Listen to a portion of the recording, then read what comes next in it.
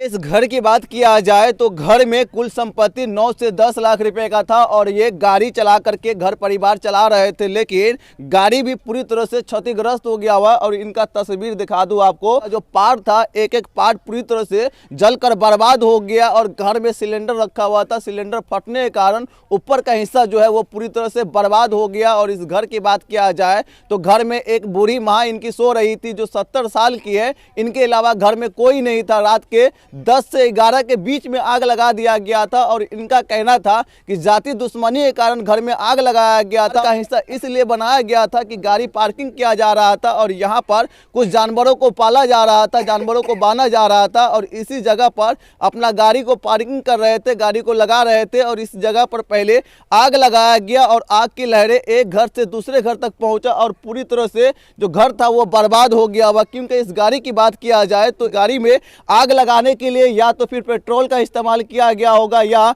तो जो केमिकल आता है उनका इस्तेमाल करके गाड़ी में आग लगाया होगा, नहीं तो फिर ये गाड़ी पूरी तरह से नहीं जल सकता है। क्योंकि इस गाड़ी की बात किया जाए तो सद्दाम भाई, जब आप गाड़ी को लगा के गए थे यहाँ पर तो डीजल कितना रहा होगा? बस 1 से 2 लीटर, महज 1 से 2 लीटर डीजल रहा होगा इसके अंदर में। जी। लगता है कि डीजल के कारण भी आग लगा होगा। नहीं, क्योंकि सर्दी का मौसम है, आप कोशिश भी कीजिएगा वैसे तो आग नहीं लग सकता है। ठीक है, पूरा गाड़ी लॉक था। जब तक पेट्रोल का छिड़काव नहीं करे या किसी केमिकल द्वारा का, जब तक इतना भयानक आग नहीं लग सकता। 1.5 महीने के बाद तो वो जो डीजल जो था टंकी में वो तो किसी काम का नहीं रहा होगा। नहीं, किसी उससे आग लगने का आसार नहीं है। नहीं है। लोग इसलिए नहीं हो सकते क्योंकि मेरा मामलात किसी से है ही नहीं। और रह गई घर में और भी सदस्य है तो और भी सदस्यों का किसी से कोई मामला, क्योंकि मेरे गाड़ी में आग लगाने के ही कारण मेरे घर में आग लगा, मेरे भाइयों के घर में।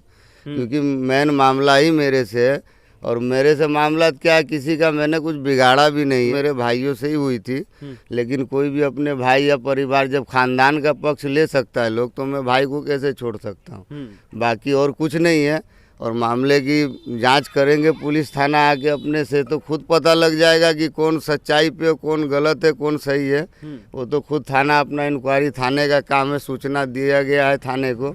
अब थाना आके अपना इंक्वायरी करे कि मेरे साथ बहुत गलत हुआ, क्योंकि इतना बुरा हादसा मैंने आज तक कहीं देखा भी नहीं। 30-32 साल की उम्र हो गई मेरी, लेकिन इस तरीके का मामला मैं भी नहीं देखा।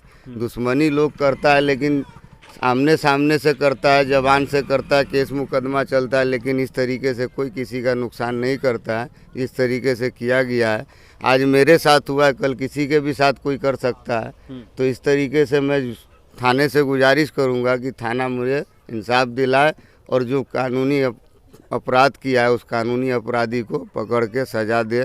मैं यही थाने से विनती। ठंड का समय बढ़ता है तो लोग घर पकड़ लेते हैं और इसी का फायदा उठाते वो जो अपराधी थे, अपराधी घटना को अंजाम दे करके आसानी से यहाँ से फरार हो गए थे। जैसे ही गांव वाले को भनक लगा कि यहाँ आग लगा है, आग को बुझाने का प्रयास किया गया, लेकिन आग गैस सिलेंडर तक पहुँच गया हुआ था और गाँव वाले भी यहाँ से फरार हो गए थे। यानी गाँव वाले भी जो प्रयास कर रहे थे वो भी इनको छोड़ करके एक अलग किनार हो गए थे। और इनका तस्वीर जो है वो तस्वीर भयावह है और इनके तस्वीर से भी अंदाजा लगा सकते हैं और चक्का किस तरीके से जलकर बर्बाद हो गया है इनसे भी अंदाजा लगा सकते हैं कि जो आग का लहरे था वो कितना तेज था। और टारगेट किया गया था सिर्फ गाड़ी को और गाड़ी को जलाने के मकसद से यहाँ आग लगाया गया था। पर जो एस्बेस्टस रखा हुआ था वो भी गैस सिलेंडर फटने के कारण पूरी तरह से बर्बाद हो गया।